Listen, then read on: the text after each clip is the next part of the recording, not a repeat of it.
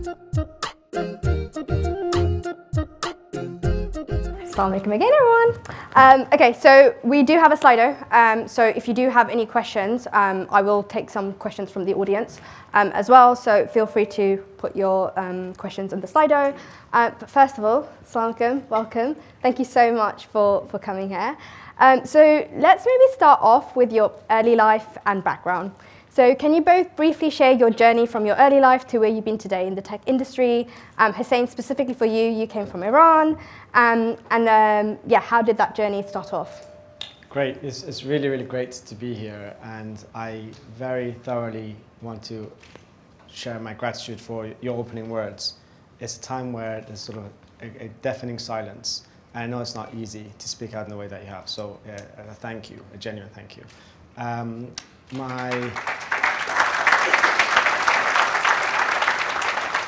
So as you mentioned, I was brought up in Iran, and when I turned 10, my mother was actually accused of being a spy. So it sounds shocking, but in Iran, every second person is accused of being a spy, so it's not too big a deal. So we had to leave, and we came and moved to Manchester. So I still have 4 siblings, and then with my parents. And yeah, so that's the why. And at first it wasn't easy, in Iran you got to play on the streets, football, and stay up until 10, 11. And here up in Manchester, it's a rainy city, locked up in this sort of 2-bedroom flat. But such is life, you adapt. And yeah, started to get better at English, went to school, was helped quite a bit. And later at university, where I met Ruhul, my other co-founder. Ruhul, tell me more about yourself. I think you're from Tower Hamlets, so not stone throw away from here. What was your early interaction with tech? Assalamu alaikum, everyone. Really great to see so many of you here today. So yes, I did grow up in Tower Hamlets. So around the corner from here, I went to school probably literally 30 seconds from here actually. Grew up in Stepney Green. My dad came to the UK in the early 70s from Bangladesh. A very kind of, I guess, typical immigrant story here to the UK. And I think my interaction with tech kind of started with my dad actually, insofar as he was himself looking for opportunities, ways he could kind of better himself and what he could do. And he started a part-time computer science degree. And I, at the time, was around 8. I read his stuff, read some of his books, call me the nerd that I am. And I kind of got into I quite like this, and I'm going to go develop some programs. And my first language was Pascal, and kind of started from there really. That was the first computer that we got, and I kind of took my dad's stuff and started kind of messing around with it, and the rest of this is history. Amazing. So as someone who moved over as an immigrant and someone from an immigrant family, I can imagine the role of identity playing a huge part in your journeys. How do you think that influenced you both to go into the build the startup that you did?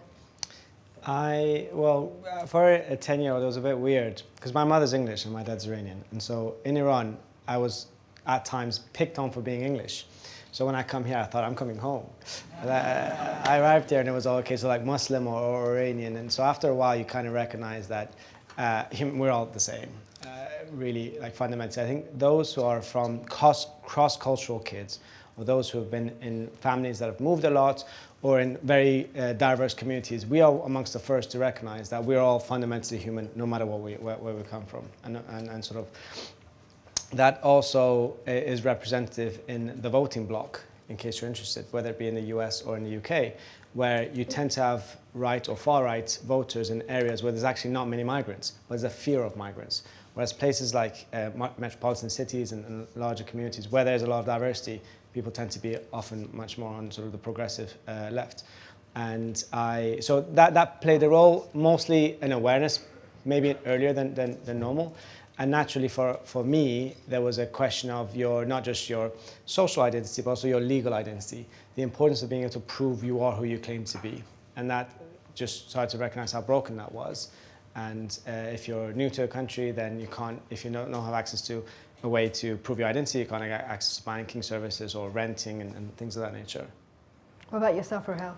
So from my perspective, I guess identity, it's the classic debate of, right, are you British, are you Muslim, are you Bangladeshi, kind of where do you kind of identify, right? I think that's always the thing that's kind of played in terms of where do I kind of fit in And from fitting in, it's like, what opportunities do I have, which kind of come off from the back of that, right? So as a Muslim, what opportunities do I have? Is there some kind of ceiling in terms of what I can go off and do? So I think that kind of definitely played a part in terms of just the psyche of thinking of, you know, what you can go off and do, and the opportunities that kind of might be available to you. So I think that definitely kind of played a part. But I think meeting this guy at university kind of, to a certain extent, made me think, look, you know what, there are actually ways and opportunities. You don't have to kind of think about, you can ignore these kind of identity things and just think about ultimately where you're, from a startup standpoint, what you're building, and let the technology kind of speak for itself, really, and forgetting kind of some of these identity pieces. We ended up kind of building an identity business, but that's kind of a side point. But I think I think you have to kind of let a little bit of that go in terms of how you're kind of going off and building stuff, specifically with technology. Let the technology kind of do the talking in terms of how you kind of push forward and how you do things. What made you both pursue education at Oxford, and how do you think that contributed to becoming entrepreneurial? I have a Middle Eastern father. There's no alternative. Probably a lot of people can relate to that. No, even today, I do encourage everyone, you know, if you do get a chance to go and study, you should do it. You know, you hear of someone, you know, quitting university to start a company, and out of every 1,000, there's maybe 1 or 2 who succeed. And even if they do, I bet you their parents won't be too happy with them. It is, so education is it's so important. My new company is all around education and upskilling generally. But what I got to learn at university, part of it, maybe less than half, was the sort of material study skills.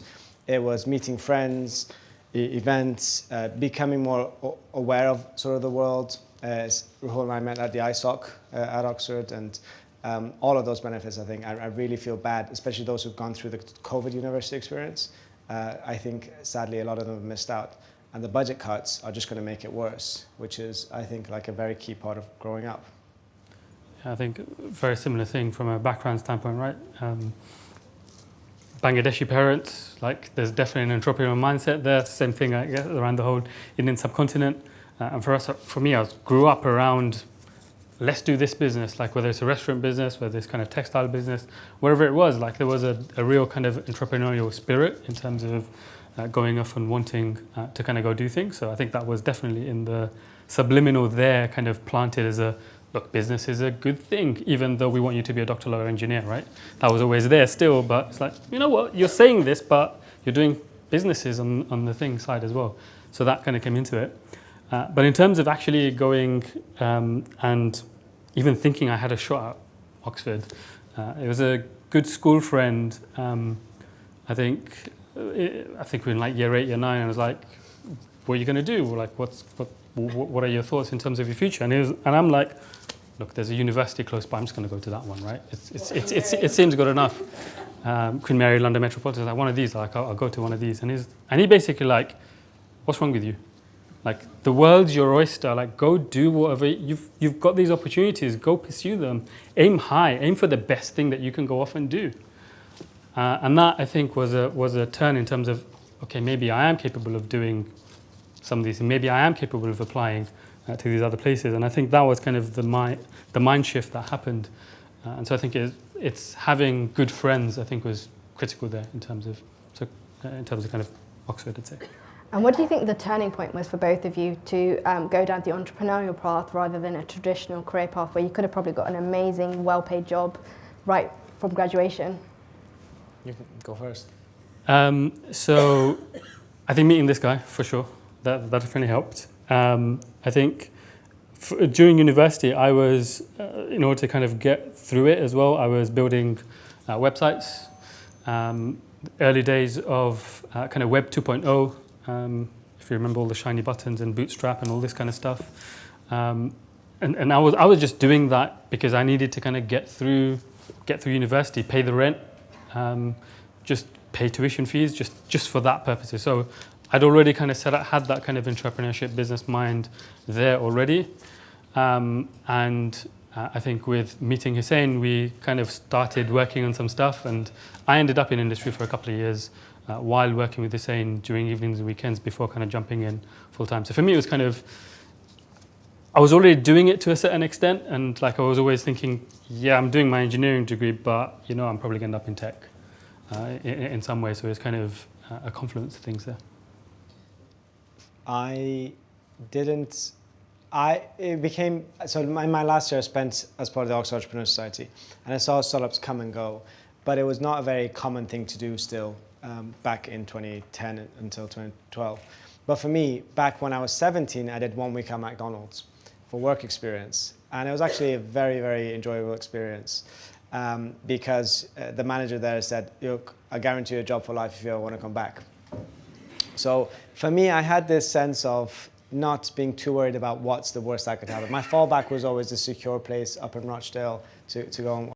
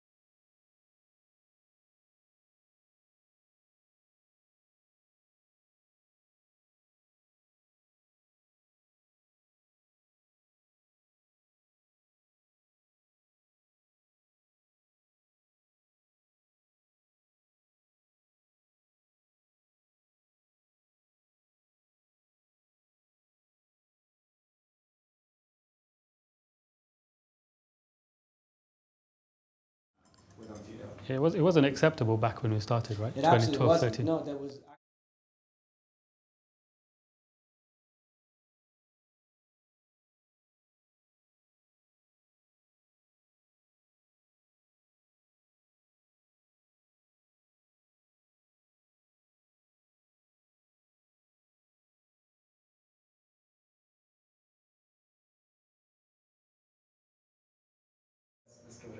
What was really great about your exit is the fact that it's literally gone back to your first investors being Oxford University, fueling more startups, which I think is a great full circle moment for everybody kind of involved.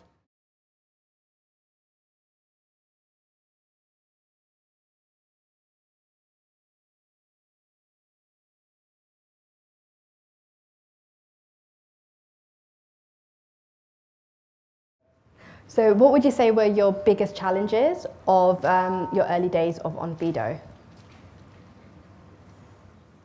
I think, yeah, we had a number of challenges. I think one was in terms of building the product itself. So just very quickly, in terms of what Onfido does, it recognizes documents, extracts text, detects fraud, and so on. To be able to do that, we kind of started off with machine learning from first principles, and to say we're going to use computer vision, machine learning to solve this problem. And so this is back in 2014, 2015. We're still a kind of fledgling startup. How do you get the data to be able to kind of go fuel this thing where machine learning at that point in time wasn't even really, you talked about it, it was very academic, there were some companies doing it, but we didn't necessarily have the data to be able to kind of go off and do that thing. So I think that was problem number one, which kind of presented itself very, very quickly. And we had to work, there was a lot of intense kind of customer conversations in terms of how we could get that initial seed data in, as well as us trying to go off and seed that data. We had many different ideas in terms of how we could get it. And how did you get it? Because that was one of my follow-up questions. Customers, right? Ultimately, we had to partner with customers in specific regions to get that data to kind of start it off, or you had to kind of start with techniques which didn't use computer vision and machine learning, and you get the data in, and then you kind of start that flywheel. It was really hard, and I think it was I'd say one of the most fundamental problems in terms of getting this whole thing going. I think the second thing I'd say is it's probably a startup thing insofar as the intense growth that we saw over 12 years meant I'd argue we were a different company every year. And that means everything broke every year, and you're just kind of how does the engineering team work? How do you interface with product? How do you interface with growth? All these things just exponentially became more difficult every year because they were just different. We're scaling at such pace, and it was kind of trying to keep that all together was hard in and of itself.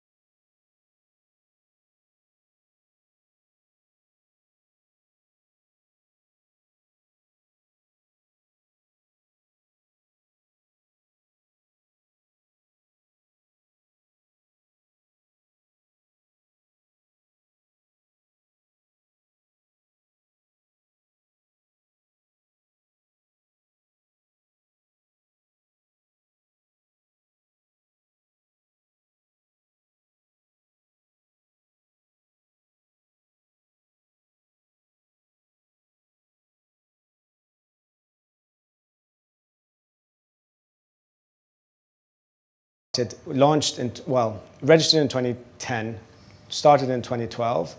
It was 2017 before we got the first mainstream bank of the top 5 mainstream banks. But then within 18 months, we got all the other 4 mainstream banks. And that felt quite good. Some of them especially hadn't given us a bank account earlier. And as a side note, like being debanked, unbanked, and so forth is still a problem. It's full circle. Like part of what we did, the reason why we thought this is a problem to be solved, was because we always knew people who had struggled opening bank accounts. And now we've gone full circle. You'll be hearing from Chris here at LaunchGood a little bit later, and they've sponsored a study around Muslim while banked, or technically while unbanked. And I was unbanked just 4 weeks ago, again. And our company is the one doing the ID checks for this bank. I've been unbanked too. So we've been talking about starting our own bank. I think we've all have been. So trying to open the Muslim Tech Fest account on one of the accounts, I couldn't do it. We solved the legal identity problem, but not the cultural bias issue. So that's maybe a different startup, but yeah. So on that point, I guess when in your early days of like building stuff, did you ever find yourself in a situation where you built something that didn't have the consequences you wanted it to? Plenty. Cool. So there would have been many features that we thought, oh, this is groundbreaking, this is going to like unlock this industry, that industry. I'd say out of every 5 ideas that we thought, maybe I thought was brilliant, maybe only 1 worked out. And that is why it is very much a team effort. So that there's 1 or 2 or 3 who like suggest many things, but then they've got a pair of conservative eyes shutting it down, saying, no, this is beyond stupid and let's not. So you end up being, the ones you pick are the ones that have been most well thought through. The one I'd say, and it's a really tricky one, is racial bias. So we're building facial recognition algorithms. And overwhelmingly the data we're seeing is of a certain category of skin color, let's say. But then we're servicing customers across the globe. And how do you manage an algorithm that needs to serve globally? And it's something we've had to handle with quite a lot of care in terms of how we prepare the data sets, how we kind of train these algorithms, and how we make that kind of whole thing work. But that kind of in and of itself has consequences, and you can be, it's very easy to assume things about a company and the way they're doing things, but ultimately this problem is actually, the racial bias problem is really, really hard to kind of solve, and we've been trying to tackle it as a company for the last 4 or 5 years, but it is incredibly difficult. Yeah.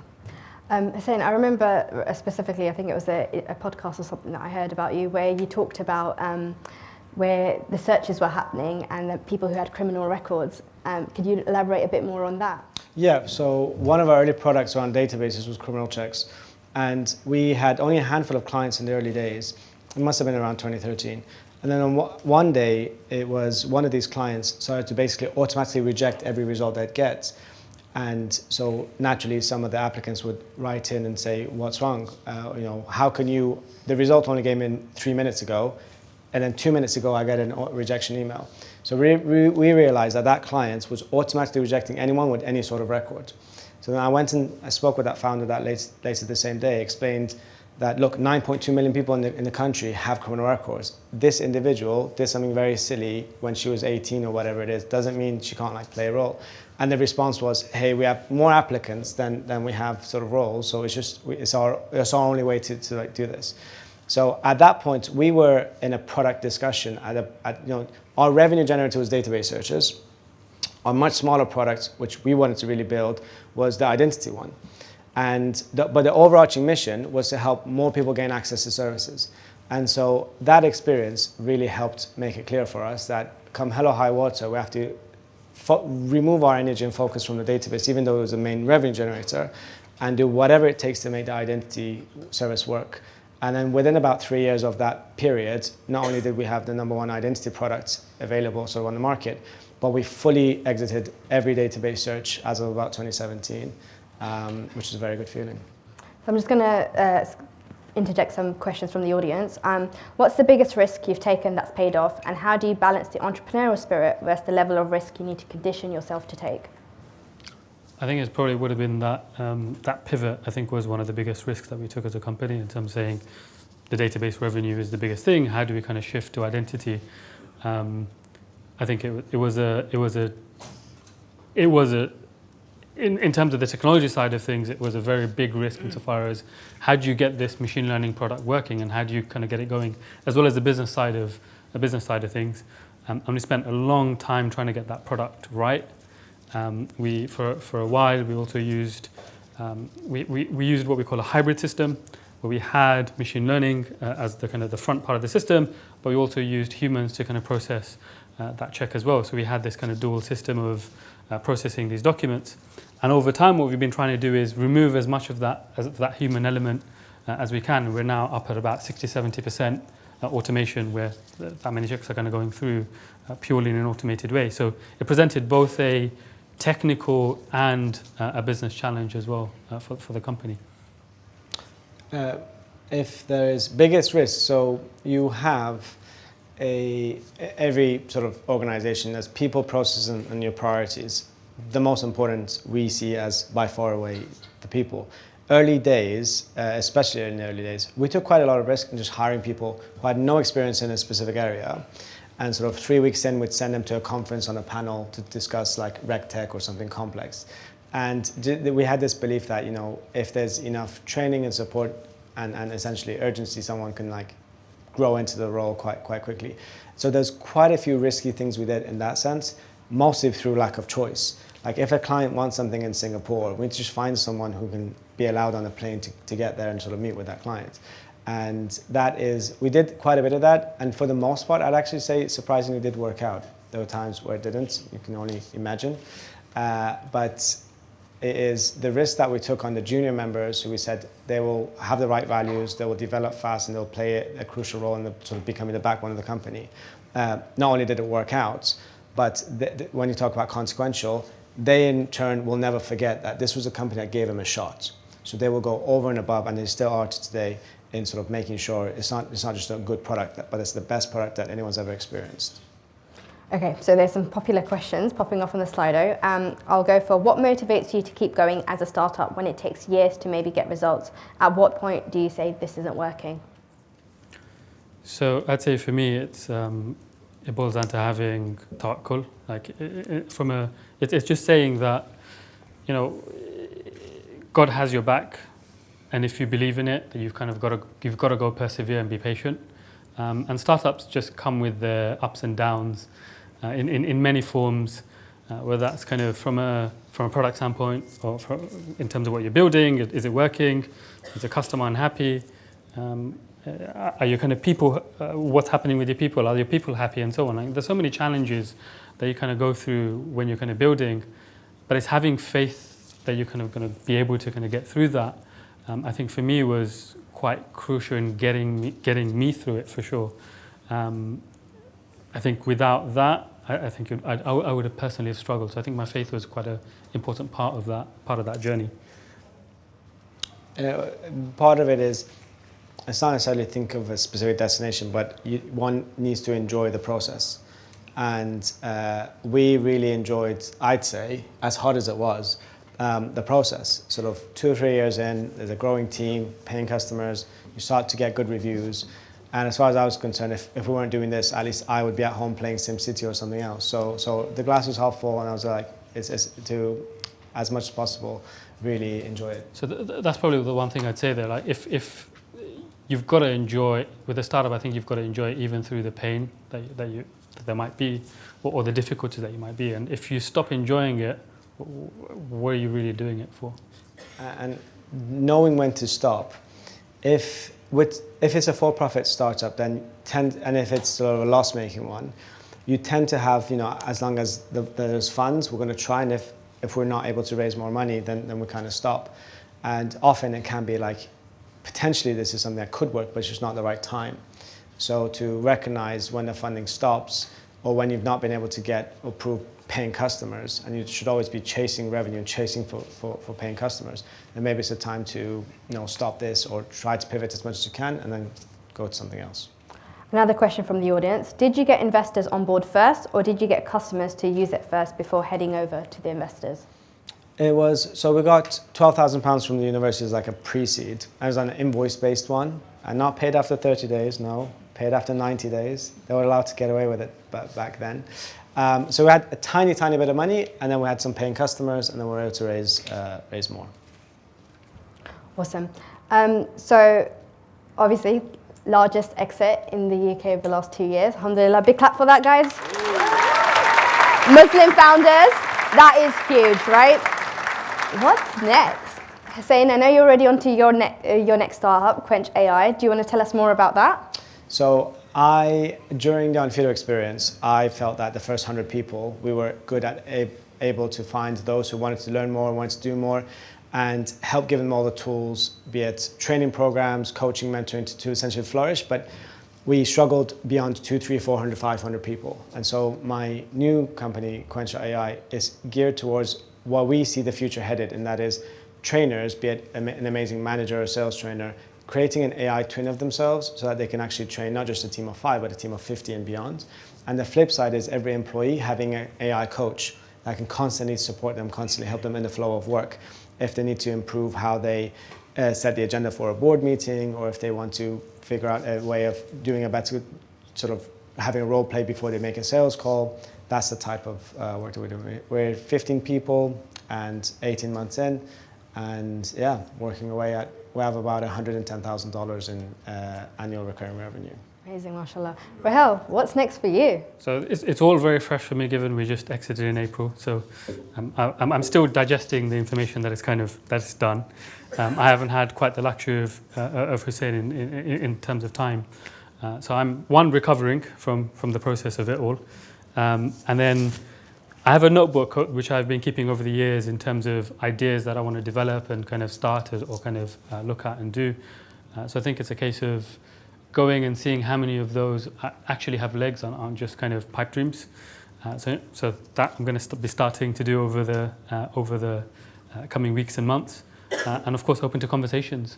If anyone's got something interesting, would love to hear about it and have a conversation and see where we can go. Don't hand him all at once, guys. So there's another question on the audience around the exit specifically. How did you prepare the company for exit, and what factors did you consider when deciding to sell? So I didn't want to sell in 2020, and so I was asked to amicably leave. But there's a new CEO that came, and he was supposed to sell within 6 months. So I was checking in every month and said, hey, what happened to the sale? So 3.5 years later, it did sell. But one has to look at these things as like glass half full. And back to sort of the challenge with the investors is often they have a 3 or 5 year time period. But if you want to build something special, if you want to build something that's going to really like change, have a global impact, it's more 15 to 20 year time horizon. That's why with my new startup, my first question is, what's your sort of time period before any investor joins? But I know that the team, who can speak to like the process, it was months of work. It took us over 6 months in terms of the whole acquisition and that whole process, and that involved a whole host of things. But I think from a preparation standpoint, I don't know if you necessarily prepare per se. I think you've just got to keep the company running. You've got to keep it in, from a product standpoint, you've got to get the product right, you've got to get the financials right. And arguably those are just part of running a good company and having those fundamentals right. And if you do that, then the acquisition is all about due diligence of the things that you're already doing. And I think that's generally the way we've tried to approach it. Like even from day one, this was the question we'd always get asked, IPO or what's the exit, what's the strategy? And our stock answer would always be, look, we're just going to build a good company. We want to build the best product that we can, make sure our customers come in, we'll get the finances right. And then if an acquisition happens or something happens, great. And I think it was no different towards the end of the company in that we were all just trying to get the right customers, making sure that we had the best product. So how did you manage a healthy work-life balance while having a high-growth startup? I think for me it was all about boundaries and making sure that I tried to set them. It was very easy to, with a startup, I think it's very easy to kind of overwork just because of the sheer amount of stuff that there is to do. But I tried to, and my wife helped, insofar as kind of keeping that boundary, trying to make sure that it was kind of that we kind of set it in a healthy way. There were times where you have to work. You kind of have to pull long hours in terms of building something. There's a challenge, or there's a specific customer that you're trying to build something for. You just have to kind of pull out all the stops for those occasions, but it's making sure that you then have the balance on the other side in terms of when there are slightly quieter periods. So I think it's being honest with yourself, trying to define where those boundaries are, and trying to, in terms of, whether that be in terms of hours, in terms of your health, in terms of making sure you're kind of taking care of that. I think you kind of have to kind of go off and do all of those things and understand where those lines are, and then kind of operate. Hard to do, but I think you have to kind of go off and draw those. I don't know if I got the balance right. I think for the 10 years, it was quite imbalanced. But the challenge is a competitive world, and we had competitors, unfortunately, or fortunately, depends on how you see it. So, but we were clear, like, we're here to win. Like, whatever it takes, we're here to win, and that means usually co-founders, like, the mission sort of comes first. So 6-day weeks and that sort of stuff, you know, being on flights and doing what is necessary to get there does take its toll. So it's not for everyone, but that's why there is this notion of founder problem fit. Like, you really need to care about solving a problem far beyond anything economic or anything related to, you know, an award or here or there. And that all kind of really mattered. But then I then was able to take a proper year off the year in 2021, and I met my now wife and you know, apologized to many friends who I had not said happy birthday to for so long, but tried to make up for it. But it did mean that I was used to having a lot on, which means even now my primary focus is my new startup, but there are small things I'm able to do on the side. That's probably why I managed to stay until 20. Well, I'm still at Onfido, right? So how did you manage, I guess, operating as Muslims in the tech world? And what advice would you give for kind of underestimated founders in this room? I'm going to keep going to you for hard questions. I think we, as a company, probably didn't feel it as much. And the reason I'd say that is the three of us co-founders were Muslim. And that kind of, to an extent, fostered an environment where the Muslims that we had within the company actually felt comfortable in terms of how they were operating, how they were doing things. We actually managed to set up, for a period of time, an office in Egypt. And so I think there was a level of comfort in terms of, certainly internally, in terms of the Muslims that we had within the company, how they're operating, how they were kind of doing things. I think externally, Husayn, you can probably speak to a bit more of that, but definitely within the company, I think we did foster that environment. I think in terms of advice I'd give is one of the things is aim high. Going back to my friend from school days is, you know, don't look at any glass ceilings, don't look at any of that. In this room, I think we're more than capable of doing anything we've kind of set our mind to. And I think it's aim high, aim big, if there's a company, go off and start it. I think there's lots of opportunities. I think you've got to go try and aim high. With entrepreneurship, perseverance and patience, I think is key given the ups and downs. And finally, having that faith that you're going to get through it and making lots of dua, that Allah kind of grants you that as well. You don't know whose dua is going to stick, but I do believe that someone's dua stuck in terms of allowing us to kind of get to this point as well. Yeah, it was a zero issue ever, Muslim and otherwise. In fact, we went out of our way to be more vocal about the fact that we're Muslim. So when there was a Trump Muslim ban, we did like a press thing or saying, we're Muslims and we can't, we're here in the US and things of that nature. It was never an issue. As Ruhul says, I think it helped us with the team members. Everyone saw how diversity was very much celebrated across all types of diversity. And that really, really helped. I think there is because social media amplifies these extreme stories, I'm not saying there's no racism, but there's an overemphasis on certain types of racism. And I can tell you that whether it's Iranian or my sort of political views or anything like that, nothing came close to the heat that I got for being a massive Jeremy Corbyn supporter. I absolutely assure you, I can guarantee you it is so when Nikki Haley writes on a bomb, finish them. Like these right-wingers are the biggest anti-Semites on the planet, the far rights are. But when there's money involved, they absolutely, and we made a lot of people a lot of money. So not only was it not an issue, we were taken by the press and media to be celebrated. Hey, look at these guys from a poor background. If they can make it to the top, the rest of you can, and things of that nature. So I actually have been much more selective on calling out that kind of tokenism and also calling out people who feel sorry for being brown in East London. It's like, hey, who isn't brown in this area, right? You're fine.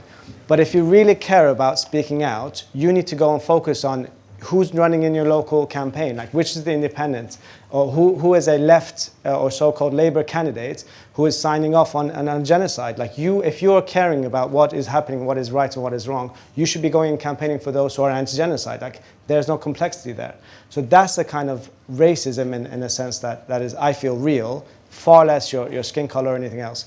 I don't care who you are and where you are. You make rich people richer, you'll be fine. Like you can be guaranteed. And what a powerful note to end on. A big round of applause for both of them.